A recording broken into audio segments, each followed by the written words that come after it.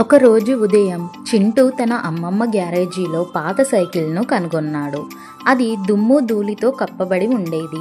కానీ అందులో ప్రత్యేకమైన విషయం ఏమిటంటే ఒక వెలుగుతున్న వెండి గడియారం గంట ఉండేది.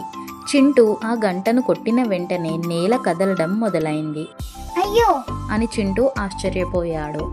కానీ గడియారం మళ్ళీ కదిలింది మరియు అంతటితో అతని చుట్టూ ఉన్న ప్రపంచం రంగులతో నిండిపోయింది. నేనెక్కడున్నాను అని చింటూ అబ్బురపడి చుట్టూ చూసుకున్నాడు. అతని దగ్గర ఒక పెద్ద డైనోసార్ ఉరుకుతూ పోతోంది. అయితే ఒక స్నేహపూర్వకమైన డైనోసార్ అతని దగ్గరకు వచ్చి, మీరు తప్పిపోయారా అని అడిగింది. చింటూ అవును, నేను తప్పిపోయాను. అని చింటూ అన్నాడు. ఇంటికి వెళ్ళడం ఎలా? అని చింటూ డైనోసార్ని అడిగాడు. అప్పుడు డైనోసార్ తన సైకిల్ వైపు చూపిస్తూ మళ్ళీ గడియారం గంట కొట్టు అన్నది. చింటూ భయంతో గడియారం గంట కొట్టాడు. అప్పుడు అతను ప్రాచీన ఈజిప్టులో ఉన్నాడు, గ్రేట్ పిరమిడ్స్ దగ్గర. ఇది అద్భుతంగా ఉంది అని చింటూ అద్భుతంగా చూస్తూ ఉన్నాడు.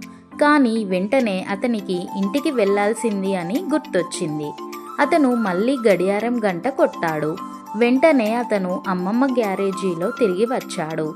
వావ్, ఇది నిజంగా అద్భుతం అని చింటూ ఆనందంగా చెప్పాడు, తన మాయాజాల సైకిల్ను చూస్తూ.